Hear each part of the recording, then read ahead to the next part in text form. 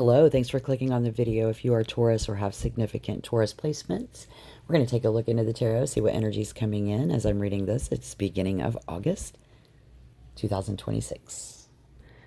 What is it? What do we want? What do you want?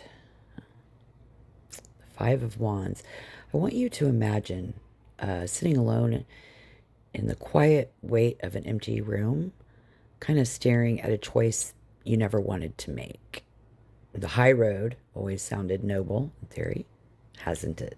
But standing on the edge of it feels like looking down a cliff. So right now you are facing a tough choice with significant, irreversible consequences. And I have to ask you again, what do you really want? What is it you truly want to connect with? We need to look at your dreams, your purpose with the Lovers. Remember that a goal without a plan is just a wish. I think this question has kind of stopped you cold and cut through to you recently, because somebody here has spent so long running from disaster that they've forgotten how to actively build towards a future. And I know that a lack of long-term vision, limited success, or small rewards is what you fear the most. You are struggling to see the results of your actions simply because you lack a clear long-term plan and a vision for the future.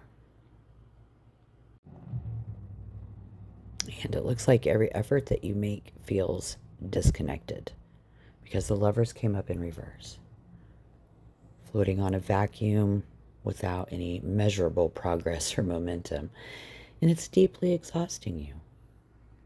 And the all over mood in your life right now is that things just are not progressing as quickly as you had hoped, especially with as long as this has been taking and the immense heavy energy that it's taken from you every day. So it looks like you might be realizing the brutal truth that sometimes you can pour your heart and soul into something and it still comes with absolutely no guarantees. So therefore, the lack of a safety net is probably what's leaving someone feeling completely spent. And let's be honest, a lack of financial planning and management may cause someone to lose everything. Because the mathematical reality of past neglect has finally caught up, turning your worst fears into this impending disaster. And this ruin is manufactured internally by those toxic departments of self-protection. And there's greed around us, having to overspend, and it's just run rampant in your life. Self-protection convinced someone to hide from their balances, and that drove them to demand what they couldn't afford, and overspend becomes frantic. To some, it's like a drug to numb the stress. Yeah, so it does look like this ruin was manufactured internally, but we do have to protect ourselves, and there are other energies around you. This has left a profound sense of an empty, like an emptying out, and having this have happened, it looks like all of your internal reserves, your stability, and your emotional stamina have been completely hollowed away, leaving a vacant shell where your security used to be. So there's this deep withdrawal I sense this isolation. And it makes perfect sense. In your experience, other people only bring heartbreak, right? It's emotional pain, sorrow, grief, and hurt. They inflict this emotional pain upon you by speaking critically. The sharp, judgmental words thrown your way act like blades, tearing down your confidence and magnifying your fears of failing. Every critical comment becomes an act of assault, hammering home the feeling that you aren't enough and making the world outside feel completely hostile. Innovations and opportunities are flowing to you, but for now, you've been saying no and turning away from them. Knowing that the piercing pain people inflict through their constant criticism, why should you invite more voices into your space? Perhaps these prospects don't interest you, or your cup is already full, you have too much on your plate. Yet, it feels less like a full plate and more like a total exhaustion from the void. The lack of the true safety net. And that's why we're getting the Three of Swords. The sheer abundance of choices does create heavy tension,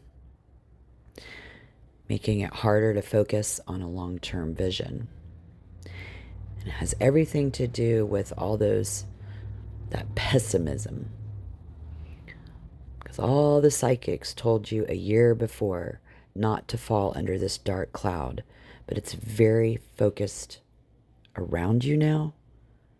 The other people and energies around you are entirely focused on being negative, isolated, withdrawn, and down on their luck. I think this suffocating environment drags you under. If you are often heard complaining about things, or someone around you is, because I see this energy, it's because you're drowning in that shared misery. And if you don't see the pain, or rather if they don't see the pain that you are carrying, they too then struggle to see beyond what is really going wrong with you, you see. Because those around you are so blinded by their own negativity and down on their luck mindsets. They cannot perceive your genuine, quiet suffering. And without that mutual understanding, everyone around this person stays trapped in a shallow place, misinterpreting the true root of your crisis and failing to see the deeper collapse happening right in front of you. It looks like in the past someone was always unable to afford what they truly wanted. Money-wise, this person carries a heavy poor me mentality, a deep, persistent victim mindset. Now, this scarcity energy is spilling out onto a psychological level into your life, infecting how you see every opportunity. And I think you believe that even if they try, or even if you try, somebody here is destined for limited rewards or to be cheated by life. Using your past financial struggles here, past heartbreaks, and see the echo of those critical tongues as an excuse to shut down in the present.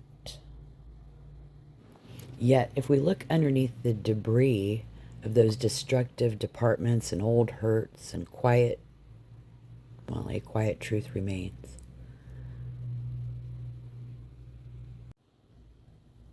We get this Two of Wands.